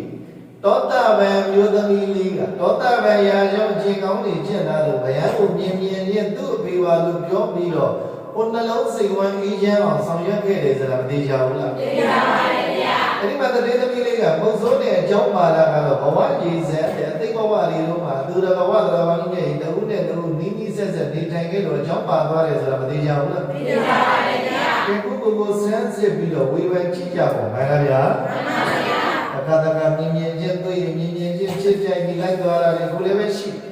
တခါတခါလူတွေရောက်ကိုချစ်ခဲ့သွားတယ်ဆိုတာမျိုးတွေကတော်ကြီးရဲ့အလွန်ထူးဆန်းတဲ့သာရကတွေမရှိဘူးလားရှိပါရဲ့ဗျာဘူးလည်းတတိသမီးလေးကတတိမှဖြစ်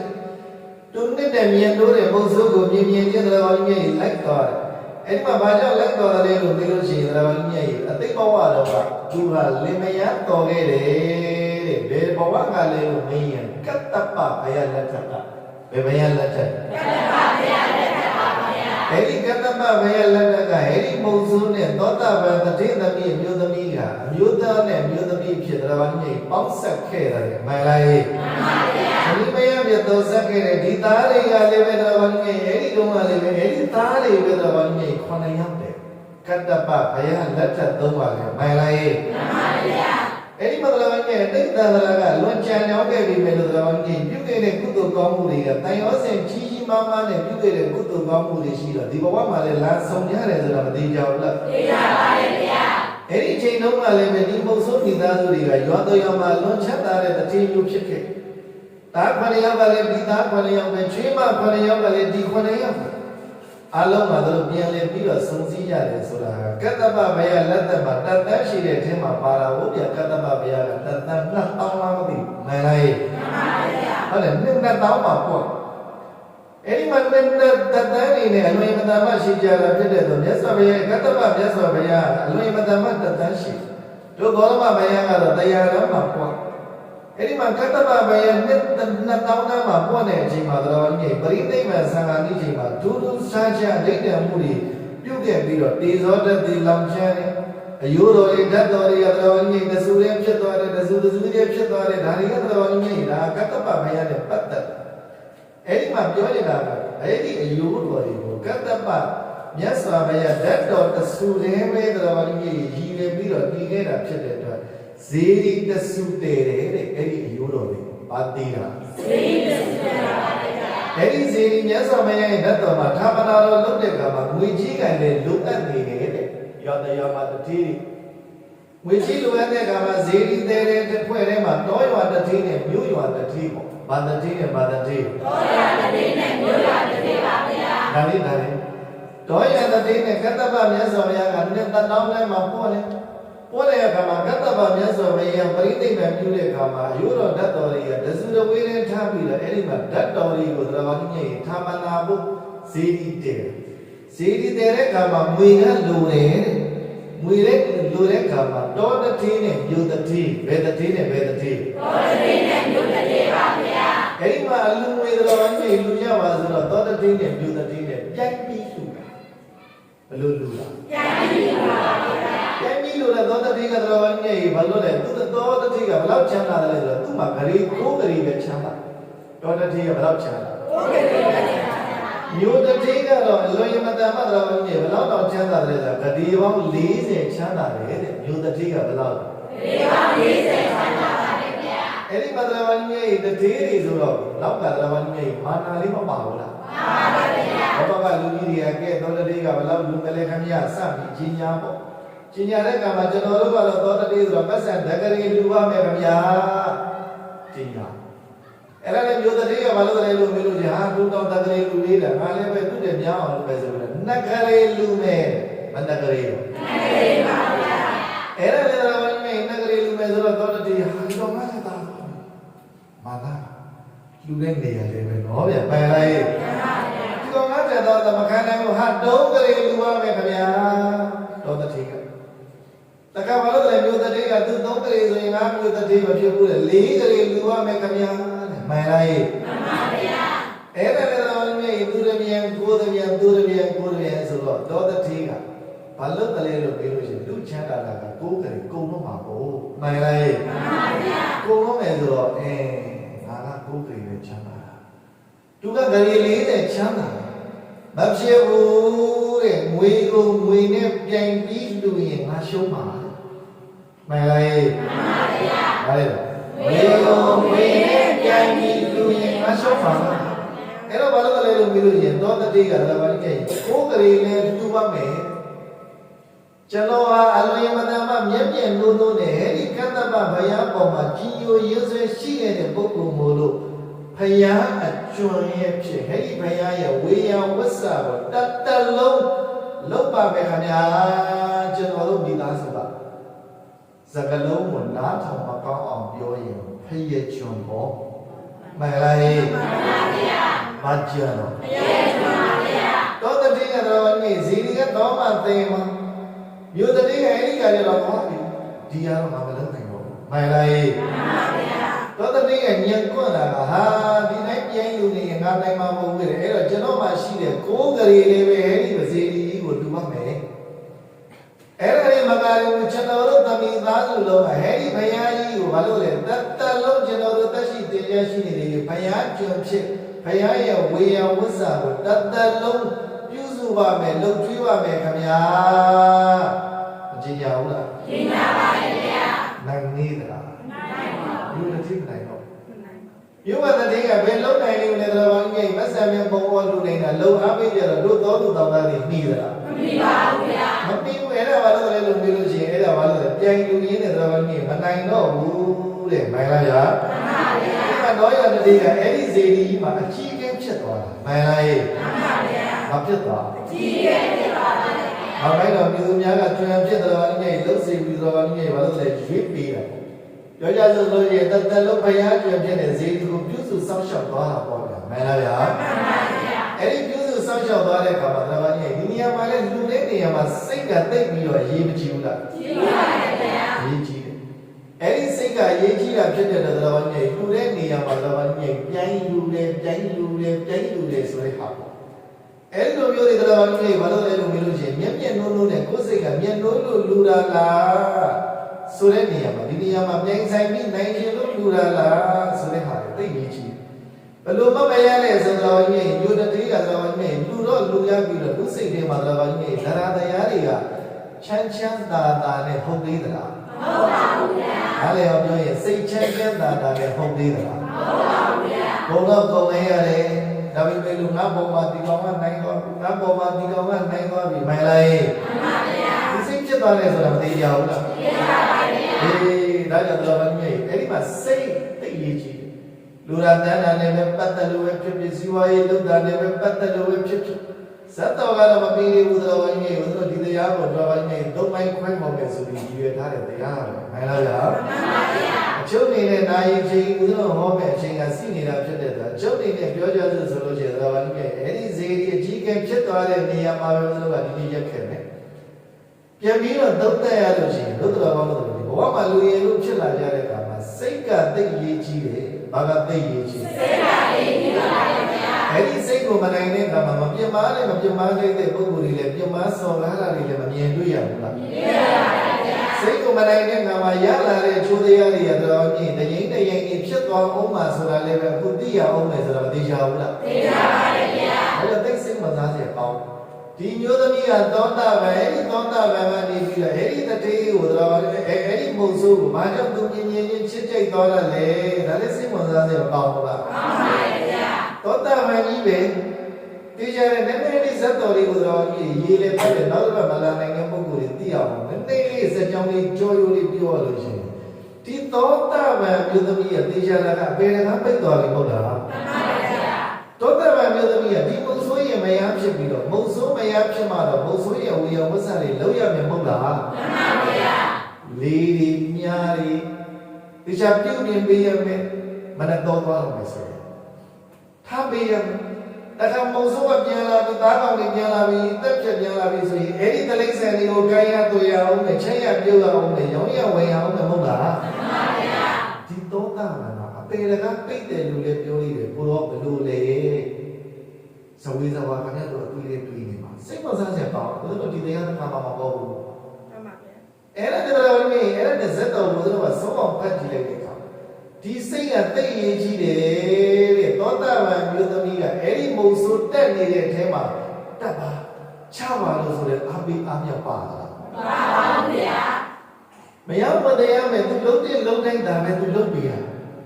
ဒီပေါ်မှာတော်မင်းစိတ်ကညွတ်သလားညွတ်ပါဗျာတားကောင်ကြီးရလာတယ်ဒီနေ့တော့သူဝမ်းမောဝစားရတော့မှာပဲဘာသာလေးစားချင်နေတာတော်ရအောင်ရှာလာတာတော်ချက်တော်ဆိုတဲ့ဟာမျိုးတွေပါလားမပါပါဘူးဗျာဟုတ်တာပဲမို့ဆိုကသူ့သရဝဝိနည်းတွေကိုသူကတက်ရမယ်အလုပ်ကိုသူတက်နေတယ်တောတာပဲမဖြစ်ခင်ကဘုဒ္ဓတိသမီးကဘုံကံစင်ကနေပြီးတော့ဒီမို့ဆိုကိုမြင်ပြီးကြိုက်တယ်ဆိုတာကကတ္တပဘယလက်တကဇလရမဇီတိတဲတဲ့နေရာတွေမှာပါဝင်ပတ်သက်ခဲ့တဲ့အကြောင်းတွေကြောင့်အဲဒီမှာမြင်ချင်းချစ်ကျွမ်းမှာမှန်လားမှန်ပါဗျာသောတာပန်မျိုးသမီးကမုတ်ဆိုးဇနီးမယံဖြစ်တယ်ဆိုတာကနားထဲမှာတော်တော်ကြီးရဲ့ကြားရတာနည်းနည်းလေးတော်တော်ကြီးရဲ့အစမပြေနေဘူးပေါ့မှန်လားဗျာမှန်ပါဗျာဒါဆိုရင်နောက်လည်းအောင်ပြောလိုက်တဲ့အခါမှာဒီစိတ်ဒီလုံးနေတဲ့အရာဝတ္ထုပေါ်မှာဘောတရားကဒီကွက်ချင်းရေမဟုတ်မဲနဲ့အရက်တွေဘီယာတွေထည့်ထားတယ်ဝိဇ္ဇကအရက်တောက်ချင်တယ်ဘီယာတောက်ချင်တာမဟုတ်ဘူးဒါပေမဲ့လို့ထဲတဲ့ပုဂ္ဂိုလ်ကဒီထဲမှာရက်တွေဘီယာတွေထည့်ထားတယ်ကျုပ်ကရေစားတာကရေပဲစားမှန်လားမှန်ပါဗျာရေစားတဲ့ကောင်ကရေအမှတ်နဲ့တော်တော်ကြီးကြီးဘာလို့လဲဒီရေကိုတောက်တာပဲဒါပေမဲ့ဒီထဲမှာရှိနေတာဘာတွေလဲအဲ့ဒီကိုယ်တော်ရက်တောက်နေတယ်ဘီယာတောက်နေတယ်လို့ပြောလို့ရပါမလားမရပါဘူးဗျာလောကအနေနဲ့တော့ဒါကိုယ်တော်ကြီးရဲ့ရက်တောက်တယ်ဘီယာတောက်တယ်လို့တော်ကြီးရဲ့မြင်တဲ့ပုဂ္ဂိုလ်ကမသိမဲနဲ့ရမ်းပြောရင်ပြောမှာပေါ့ဒါပေမဲ့လို့ဘာလို့လဲဦးဇင်းရဲ့စိတ်ကရေစာလို့အယမန်ဘီယာမန်မသိမဲနဲ့တောက်တာသိလို့တောက်တာလားမသိမဲနဲ့တောက်တာသိမဲနဲ့တောက်တာပါဗျာဒါကြောင့်ဒီနေရာမှာတော်ကြီးသူရမေရရဲ့ကံထိုင်မထိုင်ဘူးတဲ့ဘာဖြစ်လို့လဲစိတ်မပါဘူးစိတ်ကမညွတ်လို့လေမှန်လားရဲ့မှန်ပါဗျာနားလည်လားဗျာနားလည်ပါဗျာအခုတော့ကောင်းနေဆောင်နေသွားဆောင်နေသွားတောင်းနေတဲ့ပုဂ္ဂိုလ်တွေသူများတတ်တဲ့ငါးတွေဖမ်းနေဖားတွေဖမ်းနေကြော်ဝန်းနေနဲ့ငုံနေထောင်းနေတော်ဘာကြီးရဲ့အဲဒီထောင်းနေတဲ့ပုဂ္ဂိုလ်တွေတချို့ဘာသာအဲ့ကိစ္စမှာဘာမှပြင်းလို့ပါကွာခေါ်လို့လိုက်သွားတယ်ဘယ်ရောက်ထောင်းနေအာယုဒ္ဒတမယုံမိချစ်လို့လိုက်လာတာဟိုမှာဘာလို့လဲကြောဝန်းနေရမိတယ်မုံဆိုးကမုံဆိုးလို့လုပ်တဲ့အခါမှာချစ်လို့ပဲလိုက်တာသူ့ကိုချစ်တဲ့စိတ်နဲ့လိုက်တာဒီတော်ဝါတွေကိုမိခြင်းတဲ့စိတ်နဲ့လိုက်တာဟုတ်လို့လားဟုတ်ပါဗျာမုံဆိုးနာနီမုံဆိုးတကာနာနီတကာမင်းလေးထုတူပါပဲဒီညအသက်တတ်တာလို့ဆွဆွဲလို့ရပါမလားမရပါဘူးဗျာစိတ်တိတ်ကြီးကြီးတယ်မှန်လားမှန်ပါဗျာအဲ့တော့ဒီစိတ်ကိုနိုင်အောင်ထိန်းဖို့ဆိုလို့ရှိရင်ဘယ်အောင်ပေးခဲ့တဲ့နီလန်းက၃မျိုးနဲ့ပဲပါတယ်ပါတော့တတိသမာဓိပညာမပြောရင်တတိသမာဓိပညာပါဗျာဒီမို့ဆိုရင်စိတ်မနိုင်ရင်တော့ဘယ်အောင်ကိုလေးပြတဲ့ချိန်မျိုးကြီးပြမားတယ်မဟုတ်လားမှန်ပါဗျာစိတ်ကိုနိုင်အောင်ထိမ့်မဲ့တော်ကြီးပုဂ္ဂိုလ်ကလိုက်ညွှန်လိုက်တာဟဲ့ငါပြီးမပြမားတဲ့ဆိုတော့ဒေါရရန်လေးကရော့သွားပြီးတော့မေတ္တာတောက်မလာတော့ပါမလာဘူးလားပါပါဗျာမေတ္တာကနည်းနည်းပွားနိုင်ရင်နည်းနည်းအကျိုးများတယ်ဆိုတာကိုအဲ့ဒီတုံဘာလို့လဲအန်နေနေတဲ့လက်တွေမုံဆိုးဒူးတောက်ဖြစ်နေတဲ့လက်တွေကိုတော့ပြုတ်ကျသွားတာကတက်တည်ဆိုတာမသိကြဘူးလားသိကြပါရဲ့ဗျာနည်းနည်းပွားနိုင်ရင်နည်းနည်းအကျိုးကျေးဇူးရှိတယ်များပွားနိုင်ရင်များအကျိုးကျေးဇူးရှိတယ်မှန်လားရဲ့မှန်ပါဗျာလူတွေရောက်ဒုက္ခရောက်တယ်ဆိုတာကောင်းတာကောင်းပါဘူးဗျာအဲ့ဒီဒုက္ခရောက်တယ်ဆိုတာတော့ကြားမကောင်းနေတာသူ့ကိုဒုက္ခရောက်အောင်လုပ်နေပါဆိုရင်ပို့လို့တော့ချမ်းမကောင်းတော့မှန်လားရဲ့မှန်ပါဗျာအဲ့တော့လည်းဒီစိတ်စင်ကြယ်မှချမ်းသာရနေတာအဲ့ဒီမျိုးသမီးသောတာပန်မျိုးသမီးကသူစိတ်စင်ကြယ်လို့သောတာပန်ကနေအနာဂတ်ဆက်ဖြစ်တယ်တဲ့မှန်လားရဲ့မှန်ပါဗျာဘုဆိုးရဲ့ဇနီးမယားဖြစ်နေပြီမယ်လို့လည်းပဲသူ့အလုပ်ပေါ်မှာစိတ်ညစ်ပြီးတော့စိတ်ဝရဇာအတ္တတရောပါတာဟုတ်သလားဟုတ်ပါဘူးဗျာအသိဝကျွေးတစ်ခုကြောင့်ပါဝင်ပတ်သက်ခဲ့ပြီမယ်လို့ယဉ်ဒီကြောင်းဝင်ခဲ့ပြီမယ်လို့သူ့စိတ်နဲ့ကိုယ်စိတ်တူသလားမတူပါဘူးဗျာနောက်ဆုံးအဲ့ဒီဘုဆိုးလေးပဲတော်ကြီးဒေါသပဲပြီးသွားတဲ့အခါမှာစိတ်တရားတော်ကြီးနောက်ဆုံးတော့စိတ်တူကိုယ်တူဖြစ်သွားတာဒါတွေလည်းစိတ်တူကိုယ်တူဖြစ်သွားတာနောက်ဆုံးတော့ချမ်းသာရရပါတယ်ဟောမှန်ပါဗျာ ဇတ်တော်တို့တော်ကြီးကြောရုပ်ကိုဘုန်းကြီးကနောက်ပတ်ပြီးပြောနေတယ်တို့ကနောက်ပတ်ဆိုရင်တဏှာသွားအောင်ပါဆိုတဲ့လူတွေတော့သူကပြောပြတာပါမှန်လားဗျာရှိသေးတာစိတ်ကပါဝင်ပတ်သက်တဲ့နေရာမှာအခုဒီနေ့လည်းတို့သူလည်းတို့ရေပေးလူမယ်ဆိုတဲ့ခါမှာပါဝင်ပြီးတော့လူတိုင်းကြတဲ့ငါကမှလည်းဘယ်လိုစိတ်မွေးရမလဲဒိုမျိုးတွေပဲဒီစိတ်ကြီးပဲမွေးတော့မကြပါဘူးဘာလဲတော့ဟဲ့အဲ့စိတ်ကြီးပဲမွေးလိုက်ရလို့ရေတော်ဘာကြီးမေတ္တာစကားလေးမပါဘူးလားပါပါဗျာမေတ္တာစကားပါတယ်ကာယကဝစီကနဲ့နေပို့နေတာမဟုတ်ဘူးမနောကဝစီကနဲ့နေပို့နေတာမဟုတ်ဘူးကာယကမြောက်ကိုထိလိုက်ရောက်ကိုကြီးတဲ့ထဲမှာမပါဘူးလားပါပါတယ်ဗျာသူလည်းတန်းတဲ့ထဲမှာမပါကြဘူးလားပါပါတယ်ဗျာမေတ္တာမှာဝစီကမနော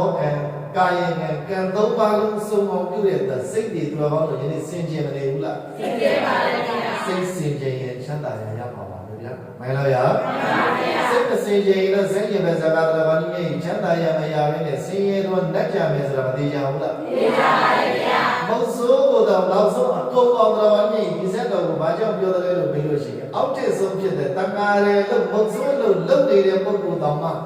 တောတဗံဒီနိုင်သေးရင်ဘာကိုပြောချင်တာမှန်လားရဲ့မှန်ပါဗျာကျော်ပွင့်နေ900ထောင်ပြီးတော့ခိုင်းနေတဲ့ပုဂ္ဂိုလ်တော်မှာတောတဗံဒီနိုင်သေးရင်တို့တရားဓမ္မတွေပြုပြင်ပြောင်းလဲလိုက်ရင်အများကြီးအကျိုးသက်ရောက်မှုရှိနိုင်တယ်ဆိုတော့မသိချဘူးလားသိပါပါတယ်ဗျာအဲကြောင့်မေတ္တာထားပွားပြီးတော့လောကကြီးမှာကိုယ်စိတ်ကိုစင်ကြယ်အောင်ဆောင်သိနိုင်ကြပါစေကိုယ်စိတ်ကိုစင်ကြယ်အောင်ဆောင်သိနိုင်ရင်ဘဝဒုက္ခတွေကိုဖြေရှင်းနိုင်ကြပါစေကိုယ်စီရဲ့စိတ်ကိုပြုပြင်လိုက်တယ်ဘောမှာအကောင်းတွေအများကြီးရမယ်ဆိုတာကိုရှိမှတာရကများစွာရှိတာဖြစ်တဲ့ဗုဒ္ဓလမ်းညွှန်တဲ့ဓမ္မတွေက